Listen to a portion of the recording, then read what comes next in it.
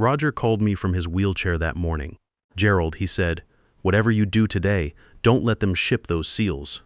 I was holding one in my hands right then, feeling the micro fractures that would kill someone. In 15 minutes, I'd be fired for refusing to sign a $95 million death warrant. My name is Gerald Patterson. I'm 51 years old, and that defective hydraulic seal was about to end my career at Hoffman Heavy Industries. The pressure tolerance was off by 0.4 psi. Doesn't sound like much, but 300 feet underground in a coal mine, that tiny gap becomes a coffin maker. I adjusted my torque wrench for the third time, checking the specs again. 27 years I'd been at this company, and I'd never let junk this shoddy reach production. The seal housing showed stress fractures that any first-year hydraulics tech could spot with their eyes closed. Curtis Hoffman had rubber-stamped it anyway because it met minimum industry standards. Those same standards put my brother in that wheelchair. Roger was operating a Cat 797 dump truck at Pensauken Mine 2 years back when the hydraulic lift system failed. 1 second, he's hauling 400 tons of coal. Next second, he's pinned under twisted steel because some engineer decided close enough was good enough. Roger lived through it, but he'll never walk again. Spends his days staring out the window of his Pittsburgh apartment, watching other people do what he used to love. The boardroom was buzzing with excitement. Caterpillar's procurement team had driven up from Peoria for the big signing. $95 million over 4 years, minus biggest contract in our company's history. I sat there running my thumb over that faulty seal, knowing I was about to blow the whole thing up. "Gerald, you ready to make some history?" Howard Hoffman clapped me on the shoulder as he walked past. Howard was solid, built this place from his dad's small welding shop after he got back from Korea. Guy understood that when you put your name on something, your reputation goes with it. His son Curtis was cut from different cloth. Northwestern MBA, fresh out of school, with a head full of spreadsheet formulas and zero understanding of what happens when parts fail in the real world. Kids saw manufacturing as numbers on a computer screen, not life and death equipment that keeps miners safe. Director Eugene Hayes from Caterpillar took his seat at the head of the table. Professional Guy reminded me of myself 20 years ago when I still believed corporate types cared about quality. His team looked sharp. These weren't desk jockeys. They knew the difference between parts that work and parts that kill people. "Gentlemen, we're here to formalize a partnership that's been months in the making," Hayes said, straightening his tie. "Hoffman Heavy Industries has delivered reliable hydraulic components for our mining equipment. This contract represents significant expansion for both companies." Curtis was practically glowing. Kid had been pushing this deal hard, cutting every corner he could find to make the numbers work. That's how we ended up with defective seals in the first place. He'd switched suppliers to save 12 cents per unit. "Before anyone signs anything," I said, standing up with that faulty seal in my hand, "we need to talk about the hydraulic seals in production lots 2,800 through 3,200. The room went dead quiet. You could hear the factory floor humming 3 stories below us, machines building things the right way while we sat here arguing about whether to ship garbage. Curtis's face went red. "Gerald, we already discussed this. Those components meet all required specifications. Meeting minimum specs and being safe are 2 different things." I placed the seal on the polished conference table where everyone could see it. "This housing shows microfractures. Under sustained pressure loads, these will fail. It's not a question of if, it's when." Hayes picked up the seal, turned it over in his hands. Guy had 30 years in heavy equipment. He could feel what was wrong just by touching it. His expression changed as he examined the stress patterns. "How many units are we discussing?" Hayes asked. "About 18,000 in the initial run," I said. Curtis stepped forward, trying to regain control. "Gerald's being overly cautious about tolerances that exceed what the industry requires. These parts passed our internal quality review. I never signed off on that review. I shot back, because I wouldn't put my name on parts that might kill someone. Industry standards killed my brother," I said, keeping my voice level, same phrase everyone used when they explained why his accident wasn't anyone's fault. "Industry standards don't mean much when you're picking out a wheelchair." The silence that followed was thick enough to cut with a plasma torch. Hayes set the seal down, studying it like it held the answer to every quality control problem he'd ever faced. "Mr. Patterson raises legitimate concerns," Hayes said finally. "Caterpillar's reputation depends on component reliability. We can't afford hydraulic failures in underground mining operations."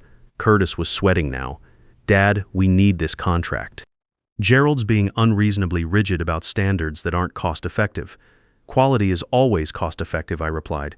Just ask Roger. Curtis turned to his father, desperation creeping into his voice. We have financial commitments. This deal has to happen. Howard looked between his son and me, minus 27 years of building this company together, of working weekends and holidays, of making sure every part that left our shop was something we could be proud of. But blood runs thicker than hydraulic fluid, and I could see which way this was heading. Gerald, Howard said quietly, maybe you should reconsider your position on this. My position is simple. Defective parts don't leave this building with our name on them. Then maybe, Curtis said, his voice cold as winter steel, it's time for you to leave this building, effective immediately. The words hit like a hydraulic press failure. Sudden, final, no way to reverse it once it happens. In the silence that followed, I could hear everything.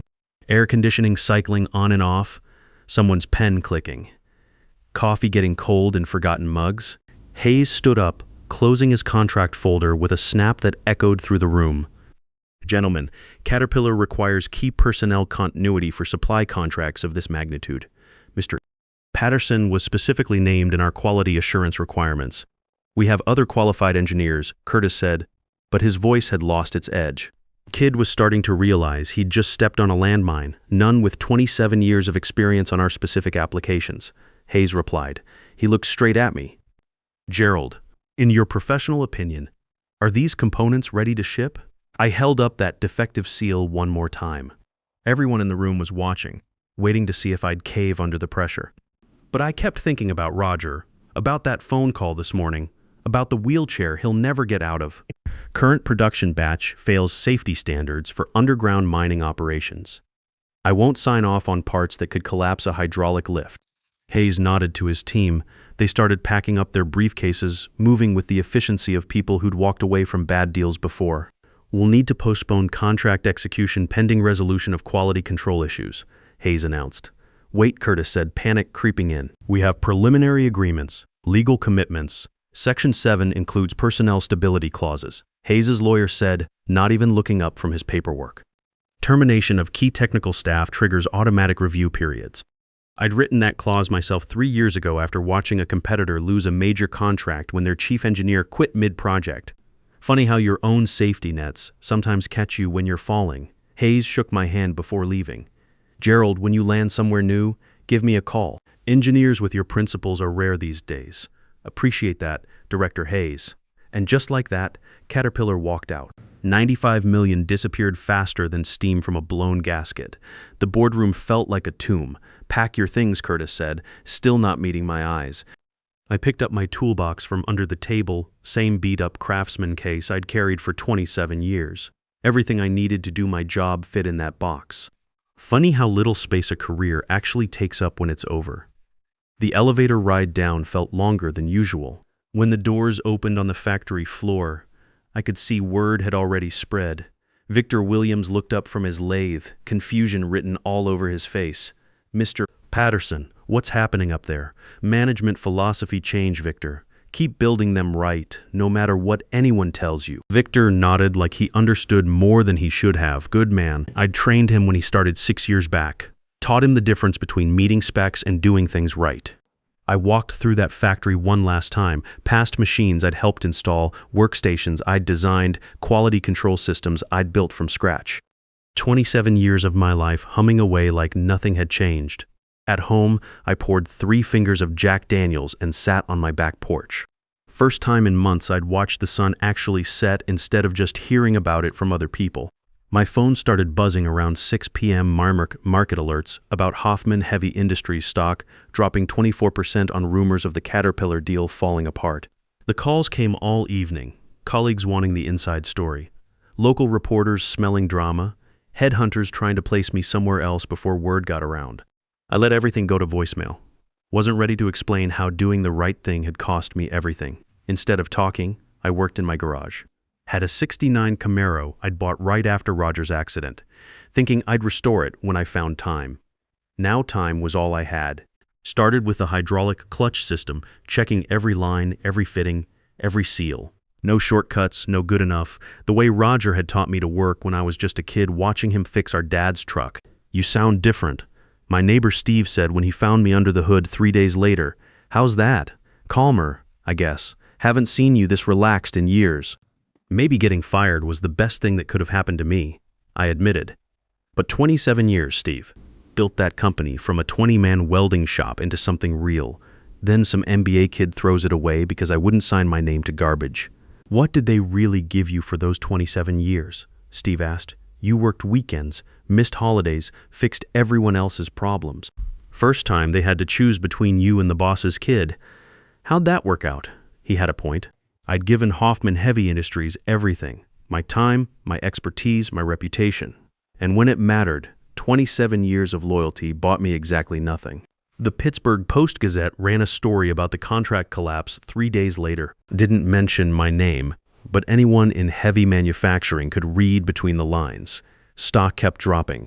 2 more major clients started asking pointed questions about quality control procedures. Word travels fast in industrial circles. 4 weeks after my firing, Howard finally got through to me on the phone. Guy sounded like he'd been living on coffee and stress for a month. Gerald, we need to talk. The board wants you back. This situation is worse than anyone projected. I could hear desperation in his voice. Caterpillar won't even take our calls without guarantees that only you can provide. 3 other major clients have initiated full quality audits. Curtis has been moved to business development. That was corporate speak for we kicked him upstairs where he can't do any more damage. What kind of terms are we talking about? I asked. Whatever it takes. Name your price. Howard Hoffman didn't do blank checks, not even for family. If he was offering me carte blanche, things had to be worse than the newspaper was reporting. I'll think about it, I said and hung up. But I was already thinking about something bigger than just getting my old job back. Something that had been building in the back of my mind while I worked on that Camaro. Something about precision and pride and proving that quality still mattered in a world obsessed with cutting corners. That night I couldn't sleep, so I called Roger. He picked up on the second ring like he always does, not much else to do when you're stuck in a wheelchair all day.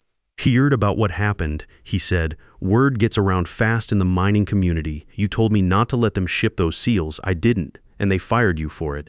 Curtis did. Right there in the boardroom, in front of the Caterpillar people. Roger was quiet for a long moment.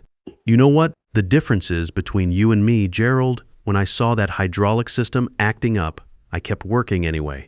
Figured someone else would catch it, fix it, make it right. You actually stopped the whole damn train. Cost me my career, maybe, or maybe it saved someone else's legs. By morning, I had my plan. Not just for going back to Hoffman Heavy Industries, but for something bigger. Something that would prove you could build things right and still make money doing it. I called Howard back at 7 a.m. before he'd had his first cup of coffee. I'll meet with your board today at 2 p.m., not tomorrow, not when it's convenient for them today, and I'm bringing terms that aren't negotiable. Gerald, I appreciate. No negotiations, Howard. Take it or leave it. I spent the morning in my garage writing up a contract that would give me everything I needed to build something lasting. Not just get my old job back, that was thinking too small. At 2 p.m. sharp, I walked into that boardroom wearing the same work clothes I'd been fired in. Carhartt pants, steel-toed boots, company shirt with a small oil stain near the pocket. If they wanted me back, they'd take me as I was. The board members stood. When I entered, 5 guys in expensive suits looking like they'd rather be anywhere else. Curtis was nowhere to be seen, which told me everything about how badly I was needed. Gerald, thank you for coming, the chairman started. We want to discuss, let me save everyone some time, I said, staying on my feet. Since I left 4 weeks ago, your stock has dropped 24%. 4 major clients have requested quality audits. Caterpillar won't return your phone calls. You need me more than I need you. I set my folder on the table and slid it toward the chairman. These are my terms, non-negotiable. He opened it and his face went pale. Passed it to Howard, who looked like he'd swallowed something bitter. This is extensive, Howard said. Triple my old salary, voting seat on the board. Complete authority over all manufacturing and quality control operations. And this intellectual property clause, any technology I develop while working here stays 70% mine, 30% company ownership. That's unprecedented, one board member objected. So is firing your senior quality engineer during a $95 million contract signing, I replied. Consider it insurance against stupidity. They looked at each other like men trying to decide between a bad option and a worse one. Finally, the chairman signed. One by one, the others followed. Howard went last, his hand shaking slightly as he wrote his name. "When do you start?" the chairman asked. "I already started. I'll be at my desk in 10 minutes. Have Curtis's access to quality control systems terminated immediately." That evening, I made the call to Hayes at Caterpillar. Took 2 hours of careful negotiation, but he agreed to consider a revised contract minus $78 million instead of $95 million, with ironclad quality guarantees that I would personally oversee. "You're expensive, Gerald," Hayes said, "but cheaper than liability lawsuits." Over the next 6 months, I systematically rebuilt Hoffman Heavy Industries' reputation. Scrapped that entire batch of 18,000 defective seals, cost the company $400,000, but established that quality wasn't negotiable. Restructured 3 departments, eliminated some middle management positions that had been more about politics than production. Curtis stayed out of my way, relegated to his business development office where he couldn't do much damage. Sometimes I'd see him in the hallway, but he always found somewhere else to look. But I had bigger plans brewing. That intellectual property clause wasn't random. I'd been working on something in my garage, something that would change how precision hydraulics got manufactured. Started with Dorothy Williams, our head of product development. Dorothy was solid, worked her way up from the floor instead of coming straight out of college with theories but no practical knowledge. "I need a small team for a side project," I told her over coffee one morning. Something experimental. Custom hydraulic applications, mining, drilling, specialized equipment that needs tolerances most shops won't even attempt. Outside our normal market, she said. Exactly. There's a whole sector of customers willing to pay premium prices for premium quality. Ultra-precision work that goes way beyond standard industrial applications. Within a week, Dorothy had assembled 5 of our best people. We worked evenings and weekends, developing prototypes that pushed manufacturing tolerances to limits most companies considered impossible. A military-grade precision for civilian applications, components built so precisely they made Swiss watches look sloppy. The work reminded me why I'd gotten into manufacturing in the first place. Clean sheet engineering, no compromises, no cutting corners to hit price points. Every component built to tolerances that would make Roger proud. 6 months after my return, we had prototypes that performed beyond every specification. Manufacturing processes that delivered consistent quality. A growing list of clients in specialized industries who valued perfection over cost savings. Meanwhile, Hoffman Heavy Industries was stable but not thriving. We were surviving, paying bills, keeping people employed, but the company had lost its edge, lost its hunger for excellence. We were building adequate parts for adequate money. My side project was building something different, something that proved American manufacturing could still lead the world in quality when it stopped chasing the bottom line. The night before our planned launch, I couldn't sleep again. This time it wasn't worry keeping me awake, it was anticipation. Tomorrow, I'd show the industry what happened when you refuse to compromise on quality. The next morning, I called a company-wide meeting. Everyone showed up. Curiosity does that to people. As I walked to the front of the conference room, I spotted Curtis in the back row, trying to blend into the furniture like he'd been doing for months. "Thank you all for coming," I said. "Today marks something important, not just for Hoffman Heavy Industries, but for American manufacturing." I clicked to the first slide. Clean, professional logo. Patterson Precision Systems. For the past 6 months, a small team has been developing something new. Not just another product line, but a completely different approach to manufacturing excellence.